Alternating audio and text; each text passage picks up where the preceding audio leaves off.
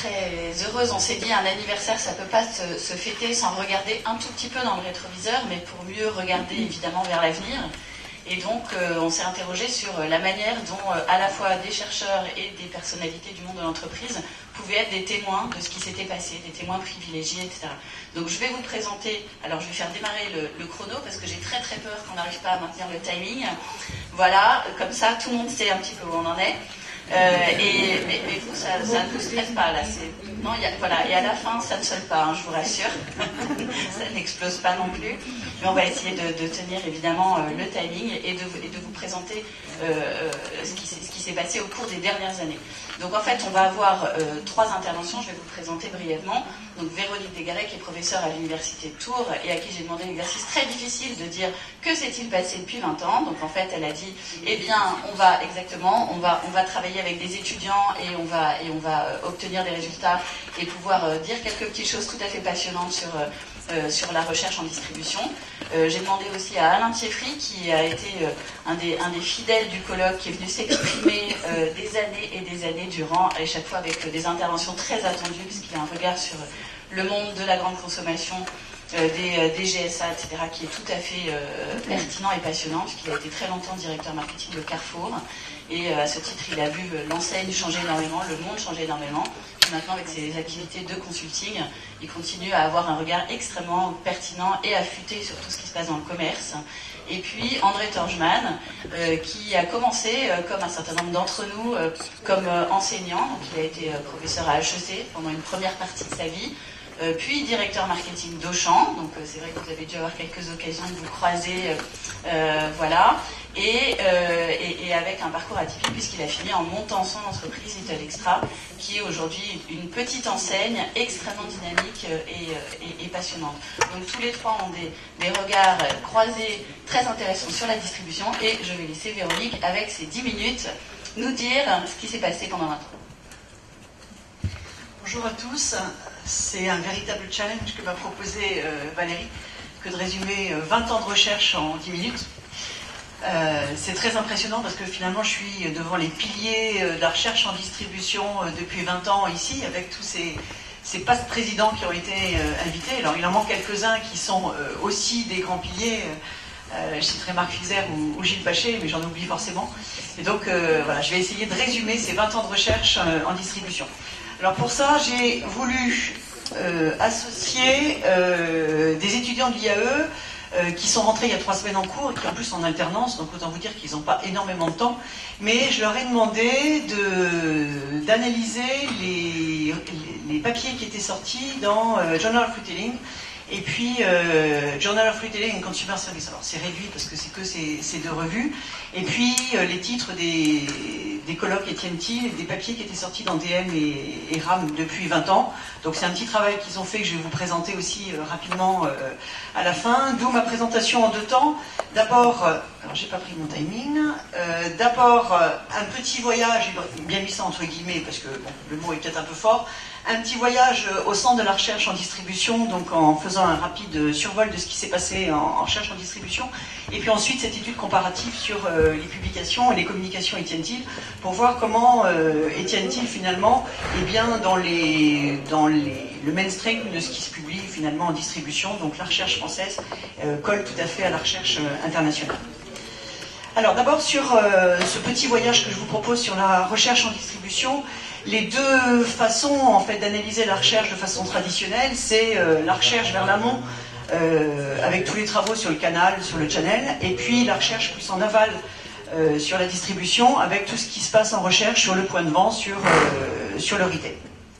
Alors en ce qui concerne l'amont sur le canal, on a 2 approches qui sont historiquement dominantes, qui sont les approches économiques et les approches comportementales, qu'on retrouve depuis 20 ans dans les canaux de distribution, qu'on retrouve ici également à Etienne Thiel. Donc j'ai essayé de sortir quelques papiers qui pouvaient correspondre à ces différentes approches. Donc forcément j'en ai oublié, donc je ne veux surtout vexer personne. Mais bon, il aurait fallu que j'ai un peu plus de temps pour remettre tous les papiers dans les bonnes cases.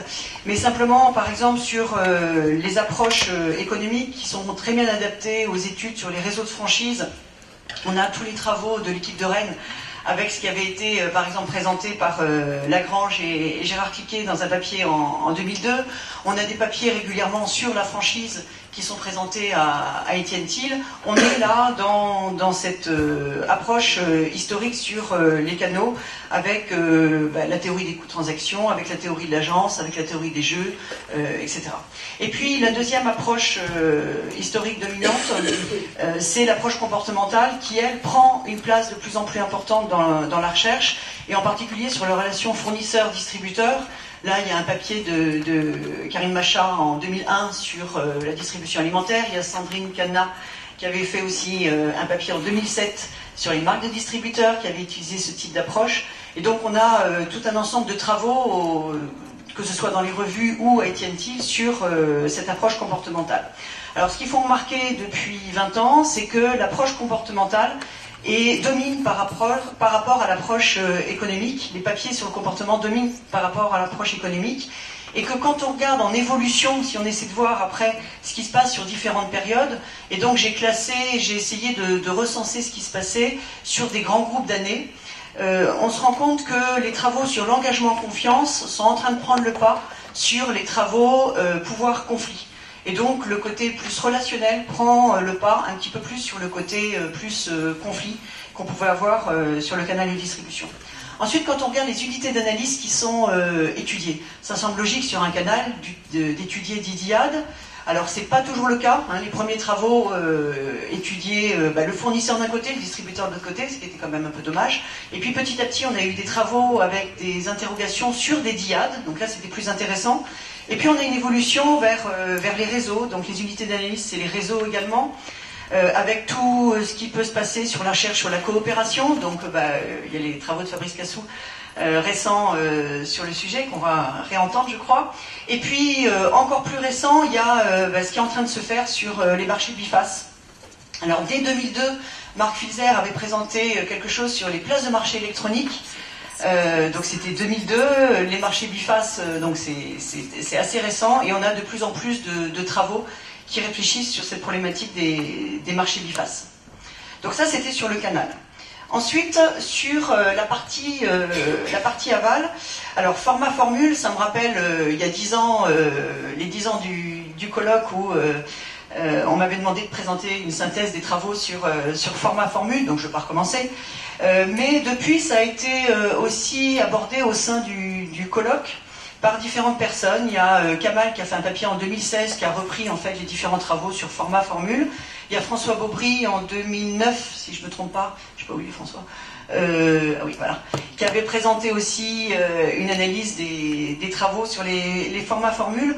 On retrouve les théories traditionnelles que je ne reciterai pas, de la roue de la distribution au Big Middle. Big Middle, ça date de 2005. On se rend compte qu'en fait, il y a peu de travaux qui citent, j'ai essayé de retrouver depuis 2005 ce qui avait été publié, qui utilisait le Big Middle, et en fait, il y a assez peu de choses qui utilisent le Big Middle. C'est quelque chose qui reste assez flou finalement dans les travaux. Et puis, de plus en plus, on a des travaux sur les nouveaux concepts de distribution, en disant que ces nouveaux concepts, ça peut être un contre-pouvoir de la part des consommateurs vis-à-vis des distributeurs traditionnels. Et par exemple, sur les plateformes, on va avoir, on va dire, c'est les consommateurs qui reprennent le pouvoir par rapport aux distributeurs. Et donc cette notion de contre-pouvoir, elle apparaît dans les travaux sur les nouveaux formats de distribution qui pourraient être liés à ça. Et puis à l'intérieur du point de vente, on retrouve plusieurs types de travaux, finalement qu'on arrive à ordonner de façon assez simple. Des travaux sur les produits, avec tout ce qui est assortiment, marque de distributeur. Alors là, il y a beaucoup de choses dans Étienne Thiel. Il y a eu Sylvain Villard qui a fait des choses sur les prix. Il y a eu Pauline Pêche-Pérou avec tout ce qui est sur promotion, etc. Donc on a beaucoup de travaux. Et le prix prend une place importante dans ces travaux. Et on le reverra après dans l'étude qui a été faite par les étudiants. C'est une variable qui sort beaucoup. Cette notion de prix. Alors je passe le reste, mais toutes les notions autour des produits sont présentes, et le prix en particulier. Ensuite, il y a toutes les problématiques liées au personnel. Un point de vente, c'est du personnel. Et là, il y a des travaux sur le management des salariés, sur la satisfaction au travail, la productivité, etc. Je citerai un papier de 2009 de Baé-Vignon sur le travail des caissières, mais il y en a eu d'autres au sein du colloque Étienne Thiel sur cette problématique des employés. Et puis, troisième entité qui intervient dans les points de vente, bien sûr, ce sont les clients. Et là, les travaux, bien sûr, sont de plus en plus importants. Karine disait cette année beaucoup de travaux sur l'expérience. Je citerai le papier qui a été publié par Blandine il y a 2 ans, je crois, sur 2 ans ou 3 ans, non, un peu plus, sur l'expérience d'Oram. Donc il y a un papier fondamental avec Marc Filzer et Claire Roderer. Et il y a tout un courant sur l'expérience, bien sûr, qui est en train de se développer et qui apparaît dans l'ensemble des recherches. Et puis, entre l'aval et l'amont, je ne savais plus bien où le mettre, c'est toute la question de l'omnicanal. Omnicanal pour pouvoir augmenter la proposition de valeur au client. Donc on est à la fois vers le client, mais également à l'interaction client-canal. Depuis l'apparition de cette notion, ou la mise en exergue de cette notion, parce qu'en fait, dans les articles plus de professionnels, on trouvait ce mot omnicanal avant 2011, mais Rigby l'a vraiment fait sortir en 2011 dans son papier sur HBR. On a des travaux qui sont en train de s'amplifier sur le sujet, Karine l'a dit, et puis elle a sorti un beau papier en 2016 sur ce sujet-là, je la vois depuis, voilà. Donc qui fait référence aussi dans le domaine. Alors depuis 20 ans, si j'essaie de résumer rapidement ce que c'est que la recherche sur l'aval, depuis 20 ans, on est passé du comportement du client vu de façon assez traditionnelle à l'expérience client, donc quelque chose de plus global, et puis on est passé du multicanal sur le canal à l'omnicanal, avec aujourd'hui tout un courant de recherche qui se développe sur l'omnicanal. Non, c'est pas ça. Alors, deuxième point, c'était la petite étude que j'ai fait faire aux étudiants, parce que je trouvais que c'était intéressant qu'ils se plongent sur les recherches. C'est des étudiants qui sont en apprentissage, donc qui sont très dans l'entreprise, et notre objectif à tous, c'est toujours leur montrer que la recherche, c'est quand même formidable, parce que la recherche, elle dit des choses que les entreprises découvrent parfois quelques années plus tard, et cette interaction entreprise-recherche, elle est souvent très intéressante. Et donc, je les ai fait travailler sur 2 revues, sur le Journal of Retailing et le Journal of Retailing and Consumer Service. Alors on n'a pris que 2 revues pour un problème de temps, et je les ai fait travailler sur les titres. Donc on a recensé tous les titres, ce qui est, encore une fois, vous verrez, une limite du travail, mais ça donne déjà une petite idée. Tous les titres des revues depuis 20 ans. Donc on a pris 20 ans de publication, tous les titres de revues, et puis on a pris en revue française DM et RAM, et on a sorti tous les articles qui avaient comme mots-clés distribution, commerce, point de vente, on a choisi un certain nombre de mots-clés, et on a sorti sur le site internet de l'AFM les articles qui correspondaient sur ces 20 années. Et puis on a découpé ça en 4 périodes, parce que l'objectif c'était de voir s'il y avait des différences entre les périodes. Donc on a découpé 4 périodes, 4 fois 5 ans, bon, encore une fois c'est arbitraire, mais ça permettait de voir s'il y avait des grandes tendances qu'on pouvait sortir. Et puis ils ont fait tourner ça sous Alceste, grâce à Patricia Coutel, pour essayer de voir s'il y avait des évolutions dans les papiers qui sortaient et les recherches sur ces sujets-là. Donc il y a eu des récurrences de mots dans les titres, simplement, encore une fois ça sera une limite. Et on se retrouve en fait avec trois classes de mots qui sont sorties. Une première classe qui est distribution et point de vente, je vais m'arrêter sur ces 3 classes. Une deuxième classe focus client et fidélisation. Et une troisième classe, plus sur le mix du point de vente et beaucoup sur le prix. Encore une fois, le prix sort ici. Alors la première classe qu'on voit, c'est la classe Retailing, Business, Supply, Marketing. Donc on a appelé distribution, channel et point de vente avec Retailing. Ce qui est intéressant, c'est que du côté des recherches françaises, on a également un groupe de recherche sur réseau, stratégie, franchise, organisation commerciale. Donc on voit des choses assez parallèles. Et puis ce qui est intéressant, c'est les années. Et là, on a bien des années qui sortent sur ces revues-là, enfin sur ces mots-là. C'est le début de la période. C'est les 10 premières années. Ce sont des recherches assez centrées sur ces sujets-là. Deuxième classe, c'est la classe plus orientée consommateur. Donc le client avec la fidélisation, qui est, vous voyez, la loyalty qui est arrivée assez au milieu. Et ce qui est intéressant, c'est que ces mots, donc loyalty, value, perceive, behavior, different customer, et en France, enfin sur les papiers français, on trouve également un groupe de revues, un groupe de communication, et de publications sur comportement, achat, lieu, application, consommation, etc. Et donc on a bien encore une fois le parallèle entre les revues anglo-saxonnes et puis les revues françaises. Et ce qui est intéressant aussi ici, c'est que les dates, les périodes qui sont les plus typiques pour ce type de recherche, c'est les 10 dernières années. Donc finalement, on a 10 premières années plus orientées sur canal, format, etc. Et puis 10 années plus récentes sur consommateur, expérience, tous ces mots-là. Et puis il y a un troisième groupe qui est plus, qu'on a appelé plus le mix du point de vente, avec vraiment le prix qui arrive au milieu. Donc là, c'est vraiment, enfin, c'était un peu une surprise pour moi, parce que je ne pensais pas qu'il y avait autant de focalisation sur le prix. Le prix est assez central dans ce troisième groupe, mais en année, c'est plus diffus. Vous voyez, on est sur 2002-2006 et 2012-2017. Alors, en France, et j'avais regardé les papiers Étienne Thiel sur le prix, on a eu beaucoup de papiers sur le prix à partir de 2001. Alors, il y a eu la question de l'euro. Donc on pourrait penser que c'est un problème franco-français, enfin, ou européen, en tout cas le problème du prix et de l'euro. Et en fait, quand on voit sur les revues internationales, en fait le prix était aussi central sur ces périodes-là. Donc 2002-2006, c'est le passage à l'euro en France, hein, et qu'on va avoir aussi au niveau international. Donc là, c'est un petit peu plus séparé en date. Mais les deux grands points, c'est le début de la période plutôt canal, formule, etc. Et la fin de la période, sur 2 fois 10 ans, plutôt consommateur, expérience, voilà. Alors, les limites, bien sûr, parce que voilà, bon, c'était vraiment une petite étude. Pour tout vous dire, j'ai bien envie de continuer à leur demander de travailler pendant quelques mois là-dessus, parce que je pense qu'ils peuvent aller plus loin et puis récupérer d'autres éléments sur les articles. Donc, je vais voir si on ne peut pas les faire travailler un petit peu plus. Donc, les limites de l'étude, c'est que bien sûr, on n'a utilisé que 2 revues, mais bon, franchement, ils n'avaient pas beaucoup de temps et je les ai un peu aidés, ça a été quand même assez rapide. On a travaillé que sur le titre des revues, parce que télécharger déjà le titre des revues, ça a fait des gros fichiers que Patricia a aidé à traiter, mais ça aurait été intéressant de travailler aussi sur les résumés, sur les mots-clés. Je pense que ça, c'est quelque chose à faire.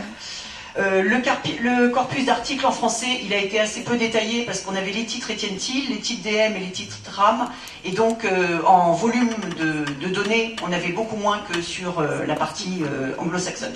Bon, quand même, il y a quelques apports, hein, on va être positif. C'est une analyse sur 20 ans, donc c'est intéressant d'avoir quelque chose de longitudinal. C'est un parallèle des publications françaises et anglo-saxonnes, donc même s'il y en a peu, on arrive à voir qu'en parallèle, la recherche française, elle est dans le... Voilà, elle va bien. Et puis c'est une vision complémentaire des reviews qui sont publiées et qui considèrent la distribution, enfin notre vision c'était de considérer la distribution dans son ensemble. Alors qu'on a régulièrement des papiers qui sont vraiment très intéressants dans JR ou autres, ou même d'autres revues, qui font des reviews sur un concept. Et là, l'idée c'était de faire quelque chose de beaucoup plus large. Donc forcément, ça part un petit peu plus dans tous les sens, mais bon, je pense que ça peut être aussi mis au bénéfice de cette étude. Alors, conclusion de tout ça, en 2002-2003, alors je sais plus si c'était 2002-2003, après c'est sorti dans RSG en 2003, mais d'abord ça avait été l'objet d'une présentation de Jean-Yves Dhuicq et de Marc Filzer. Ils avaient fait à 5 ans, donc on a des anniversaires, 5 ans, 10 ans, 20 ans, alors la prochaine fois ce sera peut-être 50 ans, bon, je serai plus là. En 2000, à cette époque-là, donc Marc et Jean-Yves avaient dit qu'il y avait 3 thèmes dominants en distribution, que finalement on va retrouver encore, hein, l'analyse du comportement du consommateur, l'organisation du canal et les relations producteurs-distributeurs. On retrouve, 15 ans plus tard, encore ces thèmes qui sont importants, peut-être avec des poids différents, mais ces thèmes sont toujours majeurs. Et puis une note optimiste quand même pour terminer, c'est que la recherche est dynamique, la recherche française est dynamique, avec comme beaucoup de publications, et quand j'ai recensé le nombre de publications, en mettant en parallèle les publications des 2 revues qu'on a étudiées, et puis les publications d'Étienne Thiel, alors je vais vous le dire de mémoire, parce que si... Alors, sur la première période en revue anglo-saxonne, on était sur 200 articles à peu près, et sur la dernière période, 707 articles, donc on a plus que multiplié par 3 les articles dans JR et JR-CS. Et pour Étienne Thiel, finalement, on a une évolution parallèle. C'est-à-dire que sur la première période, on avait 68 titres, et sur la dernière période, 174 titres. Donc on a triplé aussi. Donc en fait, on pourrait se dire que, est-ce que c'est parce que c'est plus facile de communiquer, c'est plus facile de publier? Je ne crois pas. C'est parce que, en fait, il y a un dynamisme dans la recherche et dans la publication et dans la communication qui font que, en parallèle, les publications et les communications se sont très fortement développées entre, là, il y a 20 ans, et puis aujourd'hui, puisqu'on multiplie par 3 le nombre de publications et le nombre de communications. Preuve du dynamisme, c'est les communications qu'il y a ici, et puis le nombre croissant de communications qui sont présentées, Karine le disait. Et puis le nombre de thèses. Alors, c'est pas énorme le nombre de thèses. C'est très difficile de recenser les thèses. Je suis allée voir sur le fichier des thèses. Très compliqué, parce qu'en fait, il n'y a pas toutes les thèses dans le fichier des thèses, donc je vais pas faire un recensement exhaustif. Mais je dirais qu'on est entre 4 et 8 thèses, je pense, à peu près par an. Enfin, il y a ceux qui font toutes les soutenances de thèses qui sont peut-être plus au fait de ça que moi. Mais il y a, je pense, entre 4 et 8 thèses qui sont soutenues par an sur la distribution en France. Donc je trouve que c'est déjà un beau dynamisme. On l'a dit là, sur les prix de thèse, finalement sur 1 an et demi, tu as eu 8 propositions de thèse. Tout le monde, tous ceux qui ont fait une thèse en distribution n'ont pas présenté, donc voilà. Je pense que c'est déjà des notes optimistes sur lesquelles on peut terminer. Désolée si j'étais un petit peu longue.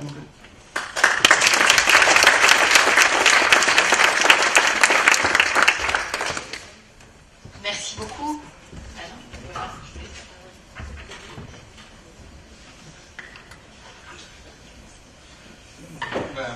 Bonjour à tous. Je suis très content d'être parmi vous comme il y a 20 ans, puisque j'ai participé au premier colloque. Alors, 20 ans d'histoire de la distribution, pour moi, c'est d'abord 2 grands chocs sur ces 20 dernières années. On a eu un choc générationnel et un choc technologique. Le choc générationnel, il est articulé autour de 4 points principaux. Le premier point, c'est l'arrivée de la génération mutante qui est arrivée sur la consommation. Alors, la génération mutante, ce sont ceux qui ont aujourd'hui entre, 20 ans et 30 ans. Aujourd'hui, ils ont 20 ans et 30 ans, il y a 20 ans, ils en avaient 5, 5 à 10, donc ils étaient beaucoup plus jeunes. Mais déjà, on avait annoncé qu'ils allaient bouleverser la consommation. Pourquoi? Parce que ce sont des gens qui sont complètement connectés, et c'était la première génération connectée intégralement. Intégralement, pourquoi? Parce qu'ils ont appris à se servir d'un ordinateur avant de lire et d'écrire, et deuxièmement, qu'ils ont, à l'âge de 12 ans, tous eu un smartphone ou un téléphone portable, ce qui les a connectés avec tous leurs copains et avec tout le... Je vous avais dit à l'époque, il y a 20 ans, je vous avais dit, messieurs les professeurs, si vous ne changez pas radicalement votre attitude, c'est plus vous qui avez la connaissance, elle est sous Google, et quand vous prenez cette génération-là, quand ils veulent une information, ils ne vont pas voir leur prof, ils n'en ont rien à foutre, ils vont aller voir directement sur Google l'information, parce qu'ils vont la trouver, et ils vont la trouver donnée par les meilleurs professeurs du monde entier. Donc, vous avez un concurrent de taille, et si vous ne changez pas votre façon de faire, vous allez avoir un sérieux problème d'éducation. Et bien, cette génération-là, quand elle arrive dans la consommation, forcément, elle change tout. Elle change tout parce qu'elle a une pression sur les prix qui est colossale. Ce sont des gens qui adorent la gratuité. Donc, ils vont pousser à la gratuité le plus possible.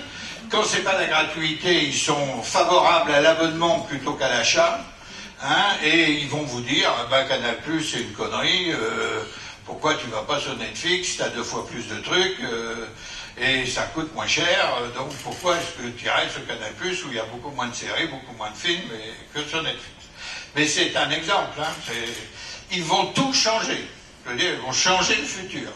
Ils vont changer le futur parce que plus ça va avancer, parce que les générations qui suivent sont aussi comme eux et encore plus comme eux, ils vont changer énormément de choses, dont l'accès à la voiture, dont toute une série de choses, la télévision. Ça n'existe pas, la télévision, ça n'a pas de sens. Donc, ce premier choc générationnel, c'est l'arrivée de cette génération-là sur la consommation. Deuxième choc générationnel, c'est que ma génération, celle du baby-boom, puisque j'ai 68 ans, donc je suis en plein dedans, la génération du baby-boom, à la retraite. Mais à la retraite, riche. À la retraite, avec beaucoup de sous. Donc, ça change complètement la consommation, parce que quand vous êtes plus que 2 à la maison, et qu'il n'y a plus d'enfants, plus rien de tout ça, et que vous avez votre consommation de tous les jours, vous n'achetez pas du tout la même chose. Et que vous avez des problèmes de santé qui ne sont pas les mêmes que ce que vous aviez eu auparavant, eh bien, vous n'achetez pas non plus la même chose. Donc, cette génération du baby-boom qui avait été extraordinairement créative, qui avait créé la grande distribution, qui avait développé le commerce moderne, eh bien, elle se trouve ringardisée d'un coup par la jeune génération qui lui dit papa, tu ferais, enfin, bon papa plutôt, tu ferais bien de regarder Internet un peu plus souvent et de se servir du truc. Et bon, c'est pas si simple que ça pour notre génération. Et en même temps, eh ben, elle a derrière changé complètement nos habitudes. Le troisième choc générationnel, c'est que la génération qui a suivi la génération des baby-boomers a pris en main la distribution. Et ce sont des gestionnaires. C'est-à-dire, adieu les commerçants, adieu les grands créateurs marketing, etc. Ce sont les gestionnaires qui prennent le dessus. Et ce à quoi vous assistez aujourd'hui, c'est la grande distribution dirigée par les gestionnaires qui, la dernière ligne étant plus importante que la première. Ce qui fait que, regardez bien les chiffres d'affaires des grands groupes consolidés, et bien tous les chiffres d'affaires des grands groupes consolidés sont en chute par rapport à il y a 20 ans. Enfin, ou tout le moins par rapport à il y a 10 ans. Parce qu'ils ont quand même mis 10 ans à freiner les chiffres d'affaires.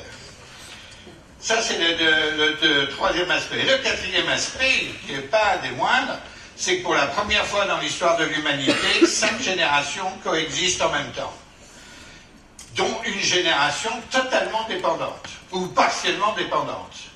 La génération des plus de 80 ans, qui est de plus en plus nombreuse. Et avec des besoins totalement différents, qui créent un besoin de service qui n'existait pas avant.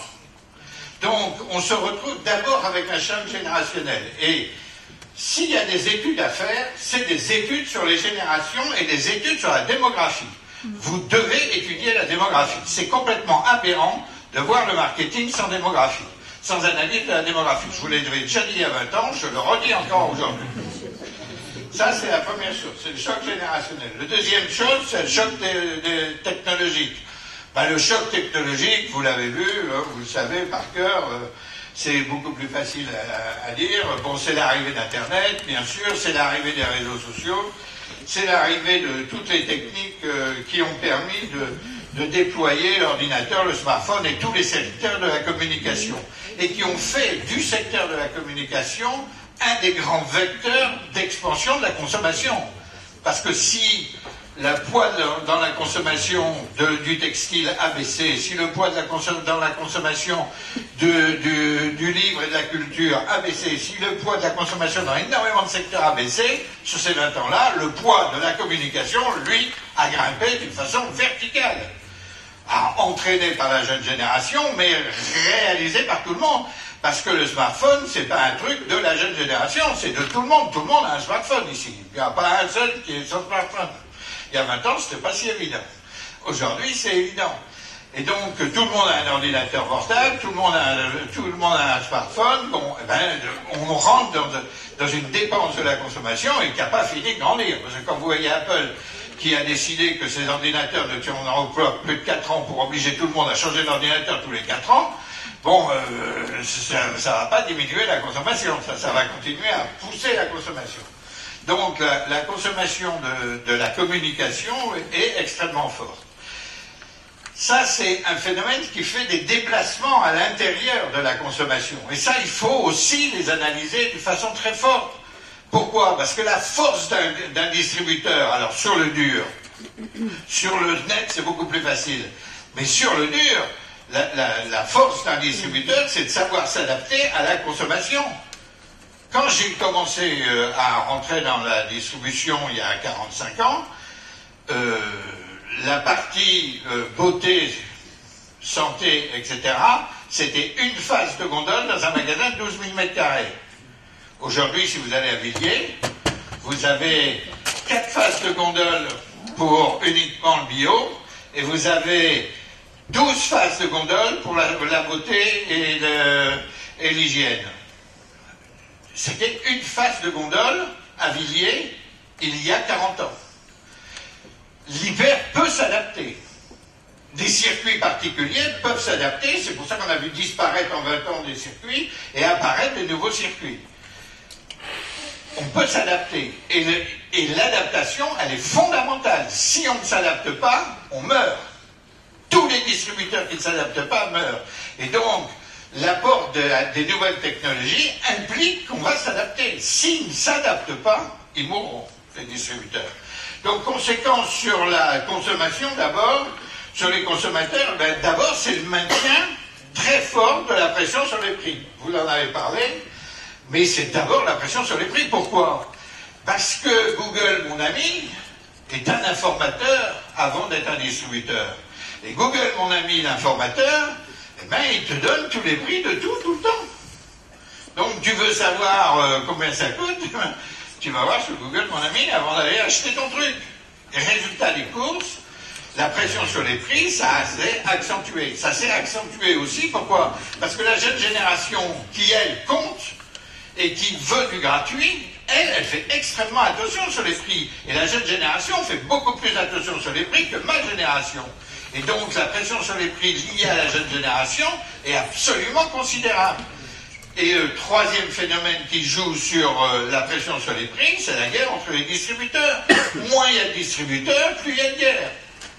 Et aujourd'hui, on est dans un oligopole, alors qu'il y a 20 ans, il y avait encore beaucoup plus d'enseignes.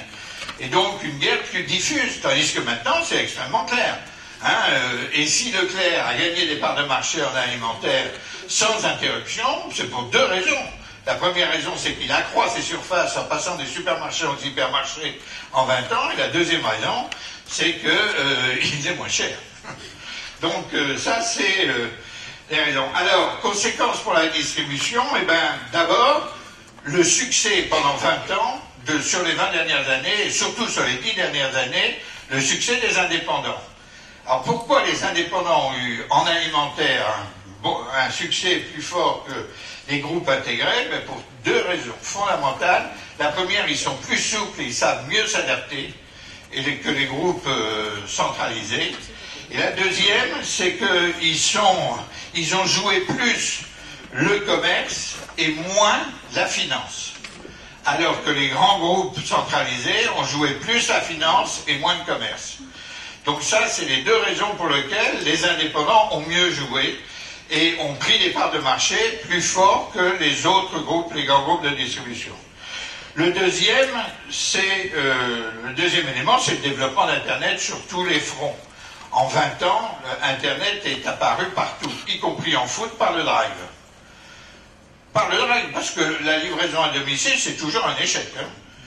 C'est le drive qui supprime le dernier kilomètre, qui coûte la peau des fesses en alimentaire. Il faut le dire, c'est un truc qui a empêché l'alimentaire d'aller en livraison à domicile complètement. Et alors le troisième élément important sur la distribution, c'est que, contrairement à tous les prédicteurs de mauvais augure, eh ben, en alimentaire, l'hypermarché a maintenu sa part de marché de 50%, parce que sur les 20 ans, encore aujourd'hui, cette année, ils ont encore gagné 0,1%. Sur les 20 ans, la part de marché des hyper en alimentaire est restée à 50%. Contrairement à tout ce qui avait été dit, tout ce qui avait été annoncé sur la proximité, le truc, etc., où vous pouvez reprendre des parts de marché, elles sont toujours à 20%, à 50%. Et par contre, c'est le développement de la proximité. La proximité immédiate. Pourquoi la proximité s'est développée? Pour 2 raisons, c'est-à-dire la diminution de l'importance de la voiture dans les villes, ça c'est très net.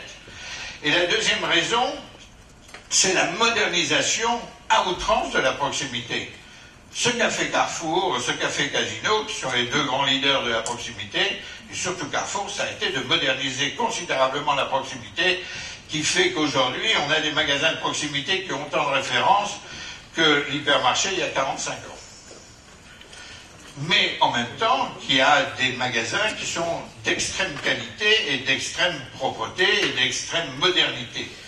Donc la proximité, elle a pris des parts de marché. Donc l'hypermarché a maintenu les siennes, la proximité a augmenté ses parts de marché. Donc qu'est-ce qui a perdu les parts de marché? Ben, c'est le supermarché qui était entre les deux. Bon, le drive étant additionné à l'hypermarché, puisqu'il est lié plus à l'hyper qu'au super. Ça, c'est le deuxième élément. Donc, maintien des parts de marché de l'hyper en alimentaire, mais chute verticale des parts de marché de l'hyper en non alimentaire. Et là, pour deux raisons majeures. L'attaque d'Internet, qui l'a beaucoup plus touché en non alimentaire qu'en alimentaire, et notamment dans ses bastions. Et deuxièmement, le développement des spécialistes qui ont, eux, amélioré considérablement leur service client sur ces 20 dernières années, que ce soit le bricolage ou que ce soit, regardez Leroy Merlin de cette année, dernière génération, et regardez Leroy Merlin d'il y a 20 ans, vous étiez dans un entrepôt il y a 20 ans, aujourd'hui vous êtes dans un magasin qui est à un contact client qui est maximum. Donc ce que je veux dire, c'est que là, il y a eu une modernisation considérable de la distribution moderne. Donc ça, c'est tout. Maintenant, l'apparition, le dernier élément, est fondamental et celui qui va bousculer les années prochaines, les années futures, eh bien, c'est l'apparition dans le commerce de tout ce qui est le non-commerce, ou le commerce associatif, corporatif, et tous les éléments qui va jusqu'au troc, hein, de deuxième vie, troisième vie des produits, le développement du commerce par le consommateur lui-même. Et ça, avec la vente directe, avec tous les éléments, et ça, c'est pas prêt de se terminer, c'est que le début, avec un problème énorme, c'est que, un, il n'y a pas de TVA, donc, déjà, il y a moins de prix, et deux, comme il n'y a pas de TVA, il n'y a pas d'impôt, on est sur du direct, on est sur... et vous voyez que l'État commence déjà à dire attendez, là, ça commence à bien faire, tous ces systèmes parallèles qui sont en train de se mettre en place de partout. Pourquoi? Ben, c'est évident, parce qu'à partir du moment où vous êtes connecté par Internet, vous pouvez savoir que ben, vous cherchez ce truc-là, et ben il y a monsieur Untel qui l'a, et monsieur Untel, il veut bien te passer directement sans problème, du moment moyennant finance, mais c'est une finance qui passe à l'as de tous les systèmes économiques, qui ne sont répertoriés dans aucune part de marché, qui sont répertoriés dans aucun système économique organisé, et qui est l'économie parallèle. On revient à une économie parallèle qui va être de plus en plus forte, y compris en alimentaire. Pourquoi? Parce que le frais tombe dessus, et que ça va être de plus en plus possible par la permaculture et par un certain nombre de systèmes de culture pas intensive, extensive, mais faite sur place par les individus, de développer eux-mêmes leur consommation. Là aussi, vous devez, au niveau des études, faire des études sur ce sujet-là, parce que c'est un sujet qui est fondamental pour le futur. Hein. Donc, mais là, c'est l'apparition maintenant de ça. Hein. On est ici dans le temple de la braderie. Ben, trouvez-moi une ville de plus de 100 habitants qui n'a pas son vide-grenier. Ben, le vide-grenier, c'est avoir des îles. Hein. Et c'est ce que nous, on a toujours connu, parce que j'ai vendu la braderie de Lille quand j'avais 5 ans, et donc ça fait 65 ans que je connais la braderie de Lille, je vends et j'achète à la braderie de Lille, mais ça, maintenant, c'est partout en France. Partout en France. Et ça, c'est encore de l'économie totalement parallèle. Hein. C'est la deuxième vie, troisième vie, etc. C'est l'économie parallèle. Donc, c'est vraiment très important de voir que le monde, sur ces 20 années-ci, a eu des chocs suffisamment puissants pour se modifier la distribution aussi fort que dans les années 60-70. C'est-à-dire que pour moi, les années 60-80 qui ont vu apparaître la distribution moderne, Les années 2000-2020, c'est des années absolument parallèles, qui voient apparaître tous les nouveaux circuits de distribution qui, demain, vont faire la consommation de demain. Et donc, je pense qu'on va assister à un certain nombre de choses fondamentales, hein, dont notamment, par exemple, le multiformat systématiquement dans le multicanal. C'est le multiformat et le multicanal. Je ne crois pas que les grands distributeurs pourront rester monoformat ou monocanal. Je crois que c'est impossible. Les grands distributeurs seront obligés d'être dans le multi.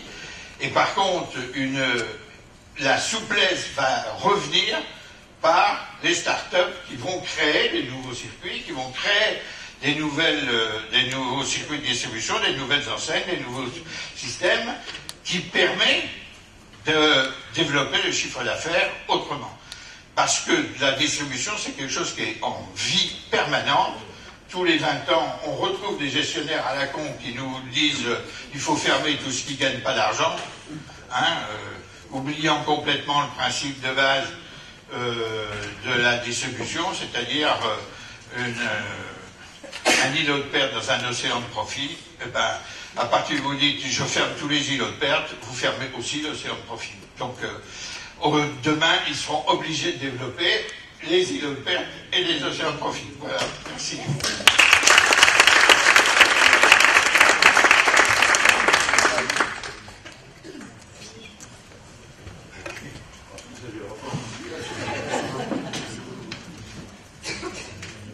D'abord, bonjour.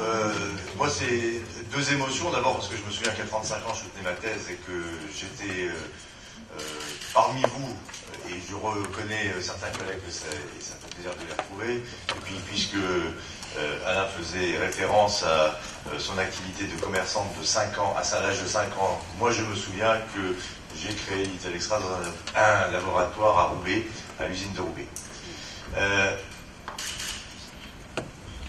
C'est compliqué de vouloir retracer ce qui a pu se passer sur ces 20 ou 30 dernières années, parce que c'est compliqué parce que vous le savez déjà, vous savez tout.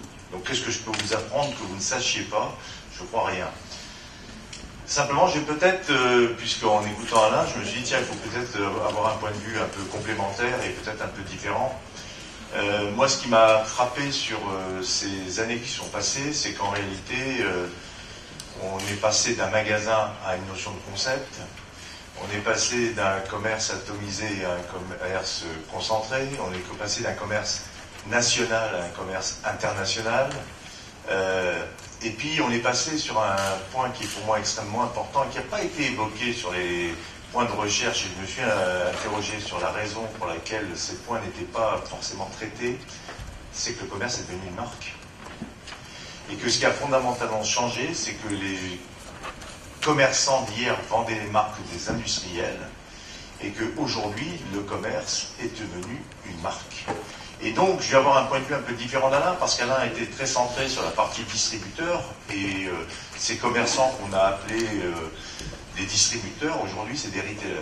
On a toujours été gênés dans les cours, et moi je me souviens de mon cours à HEC, où en fin de compte, c'était pas très sexy de dire le marketing du commerce, ou le commerce, ça faisait venir personne dans les cours, donc on a un peu triché en disant que c'était la distribution. Ça n'a pas beaucoup plus de succès parce que les gens se disaient on préfère aller chez L'Oréal, Procter, Unilever. C'est là où en fait on va vraiment apprendre le marketing parce que les profs, eux, ne l'ont pas vraiment appris. Et ils allaient là-bas chercher à apprendre le marketing. Et le commerce était le parent pauvre. D'ailleurs, combien de cours de commerce sont enseignés dans les écoles? Combien de gens s'intéressent à ça? Non, il vaut mieux aller du côté de la pub, éventuellement des études de marché, de la stratégie, mais le commerce, ça n'attirait pas. Et en réalité, ce qui a fondamentalement changé pour moi, c'est qu'aujourd'hui, les belles opportunités pour les étudiants se trouvent dans le retail. Et elles se trouvent dans le retail, et je ne vais pas parler du retail d'Auchan, de Carrefour, de Leclerc, etc., parce que ça, je crois que malheureusement, cette partie est un peu perdue pour ces gens-là, mais en revanche, il existe aujourd'hui tout un pan du commerce exceptionnel, qui est le commerce des marques. Que ce qui a fondamentalement changé aujourd'hui, c'est que quand vous rentrez dans un centre commercial, quand vous êtes dans une rue, vous êtes dans une rue de marques. Et les marques, c'est la marque qui a sur l'enseigne et sur le produit, elle s'appelle Zara, elle s'appelle Ikea, elle s'appelle H&M, elle s'appelle ce que vous voulez, mais un point fondamental pour moi dans l'évolution du commerce, c'est qu'avant on vendait le produit des autres et on se battait en termes de prix, et c'est ce que vous évoquiez dans le canal de distribution, et l'écart du canal de distribution, c'était le partage de la valeur ajoutée et de la marge entre l'industriel et le commerçant. Aujourd'hui, ce sujet n'existe pas parce qu'entre l'industriel et le commerçant est mieux un industriel. Mais pas simplement en disant je te prends ton produit et puis je ne vais pas l'appeler Cristalline, je vais l'appeler Carrefour ou Auchan. C'est un industriel parce qu'il crée sa marque avec sa plateforme de marque, avec sa différenciation, avec tout ce qui est le contenu de la marque qu'on enseigne pour les industriels. Et ça me paraît un point extrêmement important dans l'évolution. Si c'est un point le plus majeur, c'est celui-là. Parce que, en réalité, vous ne naissez pas marque. Ça prend du temps de devenir une marque. Et ce que je trouve absolument formidable, c'est des enseignes qui ont su faire cette mutation. H&M, moi, quand je l'ai regardé dans mon premier article sur l'internationalisation du retail il y a 35 ans, H&M, Hensen Morris, franchement, ça faisait pas rêver. Aujourd'hui, le jeune qui rentre dans un H&M ne peut même pas penser à quel point c'était ringard, cette enseigne. Et il y en a qui ont su faire cette mutation comme H&M, et il y en a qui n'ont pas su la faire comme CA, par exemple. Et donc, vous voyez bien ici l'évolution. Évidemment, on a tous en tête Zara. Exceptionnel. Alors, oui, les comportements de consommateurs ont changé. Bien sûr que c'est la personne qui va aujourd'hui au Faubourg Saint-Honoré à Paris, elle est aussi cliente de Zara. C'est ça qui est formidable, c'est qu'on peut être client des deux. Mais ce qui a fondamentalement changé, c'est qu'aujourd'hui, les marques sont essentiellement, dans le commerce, des marques aussi fortes dans l'aliment, alors dans le monde alimentaire, parce que dans l'alimentaire c'est un peu plus compliqué pour les raisons qu'on dit, et ce sera donc aussi un peu plus compliqué pour les distributeurs alimentaires, parce que les retailers vont prendre le pas. Bon, alors, quand j'ai dit ça, je veux simplement exprimer pour moi qu'aujourd'hui, le commerce est devenu, et le retail c'est devenu un métier où il faut non pas être bon, mais il faut être excellent. On n'est pas dans un examen, on est dans un concours. Et qu'en réalité, ceux qui réussissent aujourd'hui ont 3 prix d'excellence. Le premier prix, c'est le prix de la marque, je viens de l'évoquer. Le deuxième prix, c'est le prix de l'organisation. Et le troisième prix, c'est le prix du management. Et si vous n'êtes pas excellent dans ces 3 domaines, vous n'existez pas. Quand vous regardez aujourd'hui, secteur par secteur, vous avez un leader, parfois un deuxième qui essaie de rivaliser, mais bien mis over pour les autres. Il n'y a plus de place pour les morts, les mauvais sont morts, les moyens sont morts aussi, les bons résistent et seuls les excellents persistent. Ça veut donc dire que le niveau d'exigence pour réussir dans le commerce est monté de plusieurs crans. Devenir une marque, c'est très très très compliqué. Être au niveau d'Amazon en termes d'organisation et de logistique, c'est très très très compliqué. Et savoir manager des groupes de 300 000, 400 000 personnes ou gérer 3 000, 5 000, 10 000 points de vente, c'est très très compliqué.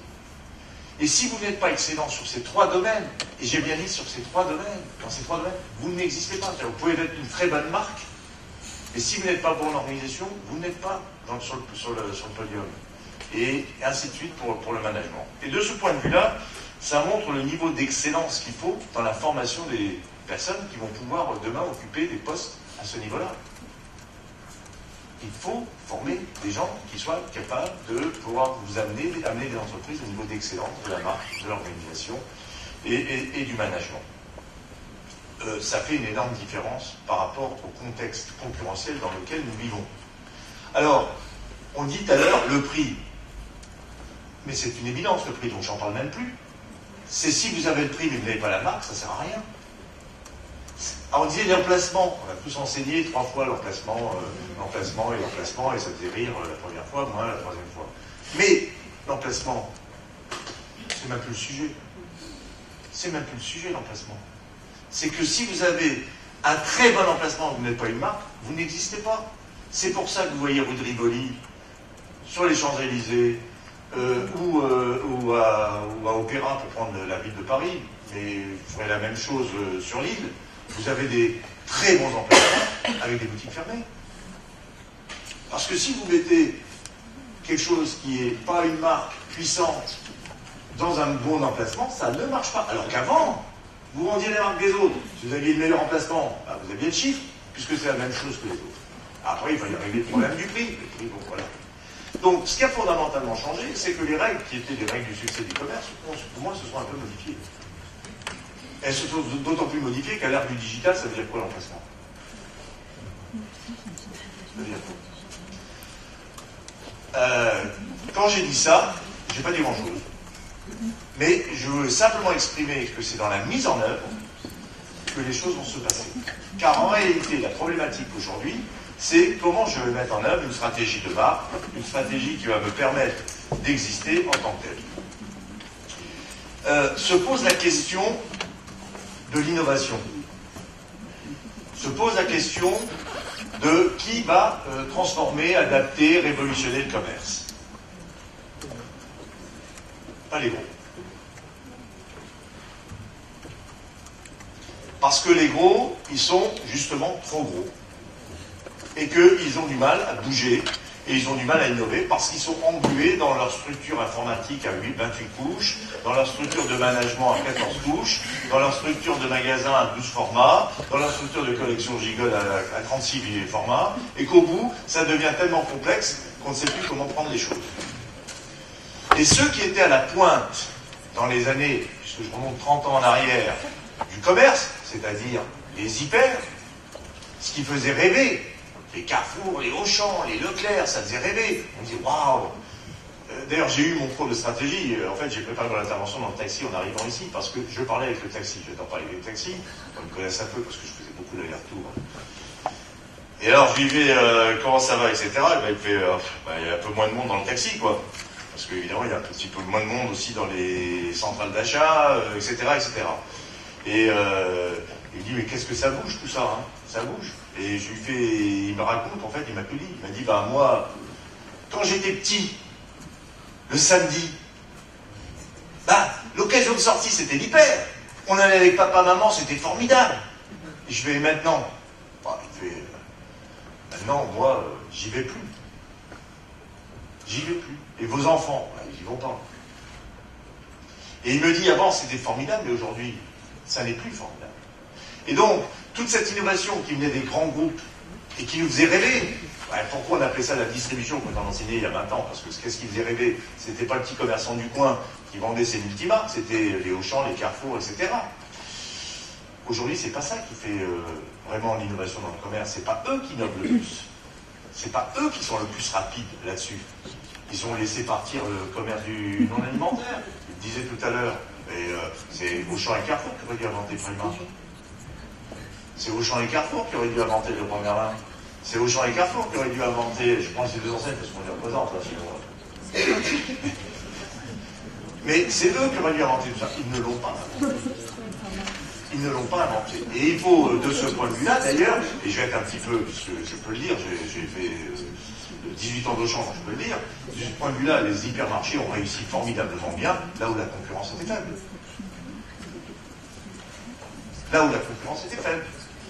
Mais ils n'ont jamais réussi là où la concurrence n'était pas. En revanche, vous prenez Zara, vous prenez H&M, vous prenez Ikea, ceux-là ont réussi là où la concurrence est dure. Vous avez du Zara aux États-Unis, vous n'avez pas de Carrefour ou de Auchan ou de Leclerc aux États-Unis, pour ne citer que cet exemple. Donc ce que je veux dire par là, c'est que l'innovation, la réflexion sur ce qui peut se faire de nouveau vient maintenant beaucoup d'une forme de commerce non alimentaire, alors qu'elle était avant emblématique du commerce des hypermarchés. Là, se pose une question aujourd'hui, c'est que cette innovation, pour qu'elle vienne d'une jeune entreprise, les jeunes entreprises ont-elles accès et peuvent-elles produire des concepts pour rentrer face à des énormes concurrents? C'est-à-dire qu'en gros, et je vais prendre la petite enseigne qui est Little Extra, comment Little Extra va rentrer dans un centre commercial et se trouver face à des gens qui sont tous premiers de la classe. D'abord, vous ne venez pas premier de la classe en quelques jours, ni en quelques semaines, ni en quelques années. Je rappelle que tous ces groupes-là ont 50, 60, 90 ans, 100 ans d'existence, et qui donc ont construit leur expérience et leur expertise. Ensuite, ils ont construit leur puissance. Et leur puissance leur permet à un moment donné d'avoir le réseau qui leur permet d'accéder en moyens financiers à tout ça. Et aujourd'hui, quand vous êtes une jeune enseigne, bah, vous ne devenez pas une marque en 24 heures. Vous n'avez pas les moyens financiers de vous payer les emplacements numéro 1. Et vous n'avez pas le volume qui vous permettrait d'avoir la marge, qui vous permettrait de payer des loyers. Et donc, c'est tous ces jeunes qui piaffent en disant « mais moi j'ai des concepts », au lieu d'aller le faire sur du physique, ils vont évidemment le faire sur le digital, parce que c'est un peu plus facile de le faire dans un bureau avec un ordinateur que physiquement dans des centres commerciaux avec des mètres carrés. Et donc, ça pose la question, à un moment donné, et je dois le dire, à un moment donné, je me suis posé la question de dire « mais comment on peut réussir lorsqu'on est petit face à des géants, face à des gros ?» Comment on peut venir rivaliser sur la qualité de la marque, sur la qualité de l'organisation, sur la qualité du management et d'avoir un commerce rentable? Très, très, très compliqué. Et c'est très compliqué. Aujourd'hui, ça l'était beaucoup moins il y a 30 ans. 30 ans, vous prenez les marques des industriels, vous avez mis en placement, vous ouvrez le magasin et ça a marché. Mais aujourd'hui, vous ne pouvez plus faire ça. Alors, à partir de là, vous pouvez dire, no way. Moi, j'ai fait un voyage de 4 jours aux États-Unis au mois d'avril. J'ai vu le désastre de ces centres commerciaux fermés, de ces rues numéro 1 où vous aviez pléthore de magasins fermés, de ces gens que j'ai interrogés, ces experts du retail que j'ai interrogés, mais j'ai dit toutes ces enseignes que moi j'ai connues quand j'étais aux États-Unis il y a 30 ans et que je trouvais extraordinaires, et aujourd'hui elles sont en train de fermer, qu'est-ce qui se passe? Pourquoi tous ces gens qui étaient formidables sont en train de disparaître? Ils disent parce qu'ils sont incapables de bouger. C'est pas qu'ils n'ont pas compris, c'est pas qu'ils ne voient pas, mais ils voient le mur et se le tapent. Et donc je me suis dit, alors si les gros se tapent le mur, que les petits n'arrivent pas à accéder aux conditions pour devenir un jour grand, qu'est-ce qui se passe? Donc, en prenant l'avion du retour, j'ai dit maintenant il y a 2 solutions, soit je me pends, soit il faut trouver une solution. Dans l'avion, c'était pas facile de se prendre, donc j'ai essayé de trouver une solution. Et je suis revenu avec un enthousiasme extraordinaire. Parce que avant, la chanson, c'est « Si j'étais grand, je réussirais ».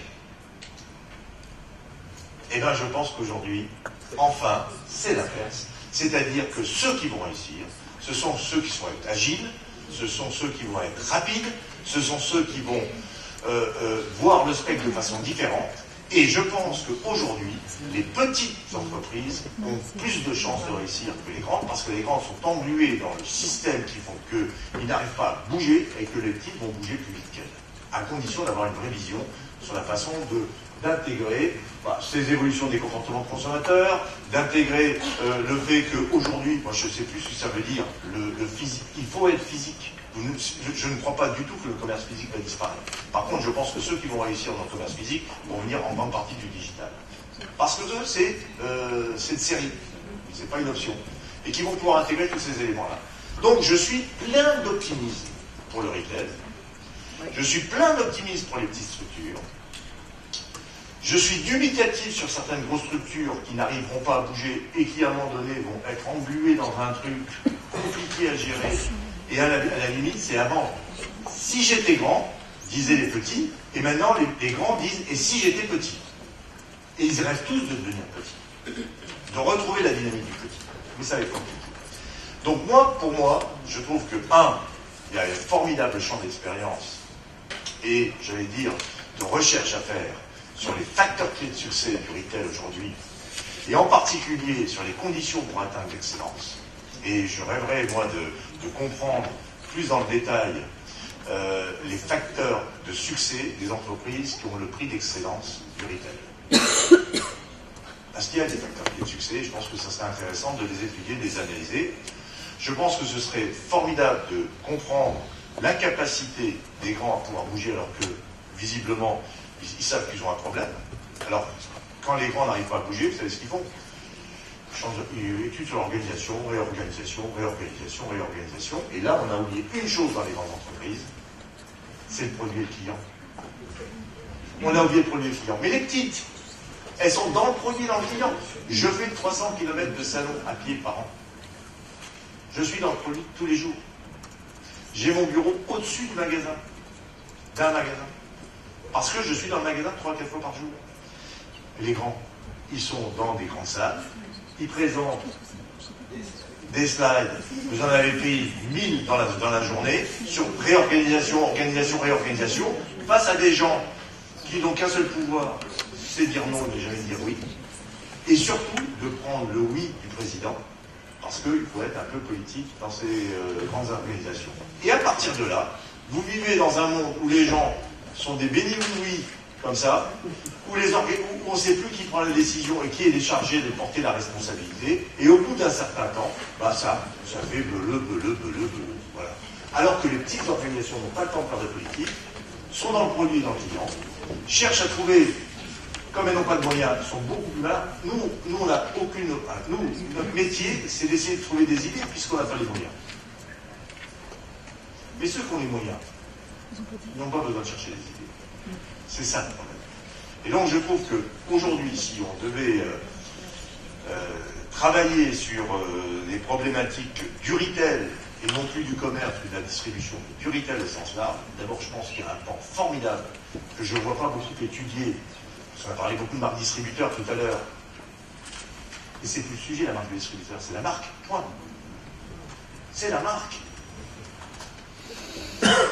C'est pas avec une marque de distributeur qu'on va faire la différence aujourd'hui. Je suis désolé, c'est pas avec la marque de distributeur. La marque de distributeur, c'est pas ça. Où elle a une vraie valeur ajoutée, c'est des marques. Elle s'appelle Zara, elle s'appelle Auchan, elle s'appelle Leroy Merlin si vous avez envie. Mais sinon, c'est un sujet qui, moi, me paraît essentiel aujourd'hui. Et puis, il y a un point aussi qui est très important, et malheureusement, on ne prend pas forcément toujours en compte, et je comprends pourquoi, parce que moi, j'ai cette chance de pouvoir enseigner, mais pouvoir aussi... alors pratiquer le marketing chez Auchan, mais aussi de mettre en œuvre derrière. Et la ce qui fait la grande différence, c'est l'implémentation. Quand vous ne savez pas mettre en œuvre, il ne se passe rien. Et donc l'implémentation est fondamentale. Je terminerai sur un point, parce que j'ai vu qu'il y avait aussi des gens qui s'occupent un peu des centres commerciaux, et il faut qu'il y ait aussi une volonté des bailleurs. Comment le dire, hein? Il ne fait pas de politique. Mais j'ai envie de dire, il faut que les bailleurs ne soient pas que des financiers. Il faut qu'ils soient aussi des commerçants. Et il faut qu'ils comprennent le modèle du retail.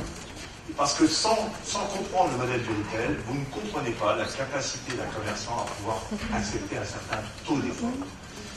On a toujours le sentiment que le bailleur veut tirer évidemment le TRI le plus élevé de son investissement immobilier, et que le commerçant est le pleurnicheur qui ne veut jamais payer assez de loyer. C'est dépassé, c'est... Le commerçant, il faut payer tout le loyer s'il fait chiffre. Mais on n'oublie pas aujourd'hui qu'on est dans un contexte où, 1, le chiffre d'affaires en mètre carré structurellement baisse, 2, où la pression sur les prix, qui est une contrainte, fait une pression sur les marges, et qu'en contrepartie de tout ça, on a une hausse des loyers, une hausse des charges et une hausse de l'investissement qu'on doit faire dans un magasin pour le rendre plus différent. Donc c'est assez simple à comprendre que la baisse du chiffre d'affaires en mètre carré, la pression sur les marges fait qu'il y a une baisse de la marge au mètre carré, qui est en plus accentuée en effet de ciseaux par le fait qu'on a des charges d'investissement et des charges d'exploitation plus élevées. Il faut juste le comprendre. Puis une fois qu'on l'a compris, on trouve des solutions. Donc il faut plus de souplesse certainement dans les relations entre les bailleurs et les enseignes. Et puis surtout, comprendre qu'à un moment donné, la contrainte du loyer trop élevé élimine des retailers qui ont peut-être quelque chose à faire dans les centres commerciaux et arrive à cette chose qui n'est pas acceptable, cette monotonie des centres commerciaux. Cette monotonie où à chaque fois qu'on vous présente un centre commercial, on dit « Ah, ce centre est différent parce qu'on a fait un merchandising très spécifique. » Alors vous avez H&M à droite, Zara à gauche, Célio ici, Sephora là, et vous dites « Mais que de différent avec le centre d'à côté ?» Donc, ça participe aussi, j'allais dire, du fait qu'on appauvrisse un peu la volonté, l'appétit des consommateurs à aller dans les centres commerciaux. Évidemment, il y a une forme de sécurisation, on sécurise avec des enseignes qui apporte soi-disant trafic, apporte soi-disant... Mais il va falloir un peu s'ouvrir et laisser de la place à des plus jeunes qui vont entrer et un peu révolutionner le commerce et apporter des nouveautés. Donc je dis qu'aujourd'hui, tout est un tout. Vous parliez tout à l'heure de la relation entre producteurs enfin, industriels et distributeurs. Bah, aujourd'hui, le sujet il est plus tant là, puisqu'on est devenu des marques, il est de la relation dans le partage de la valeur entre le bailleur et le retailer. C'est beaucoup de donner 50% de sa marge pour les mètres carrés sur lesquels on a investi beaucoup d'argent. Donc ça aussi, et je dis simplement qu'il faut qu'on change un peu de configuration et que les bailleurs soient plus proches des retailers dans leur modèle économique, parce que c'est en se comprenant mieux. On avait à l'époque d'ailleurs fait l'ECR pour améliorer la relation entre les distributeurs et les producteurs, les industriels, en trouvant des marges d'économie qui n'étaient pas forcément des négociations de prix. On devrait faire la même chose là, et je sais que j'ai vu passer Emmanuel tout à l'heure, et il sait combien c'est mon cheval de bataille au niveau du propos, parce que je pense très honnêtement qu'on fera un meilleur travail quand on travaillera plus intelligemment ensemble. Nous sommes en fait des clients des conseillers. Ça sera uniquement les porte-monnaies. J'espère qu'il y avait au moins un ou deux bailleurs. Parce qu'après, voilà. Bon, voilà, je m'arrête là et vous avez des questions, bien sûr, vous êtes welcome.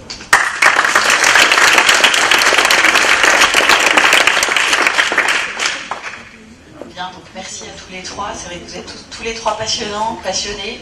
Et on voit que les 20 prochaines années dans le commerce, il va se passer des choses captivantes. Est-ce qu'il y a une question rapide dans la salle ? Peut-être pour terminer, j'en avais préparé toute une série, mais je savais bien que j'aurais du mal à les placer. Une question ? Pas de questions ? On poursuivra à la pause. Je vous remercie beaucoup, tous les trois.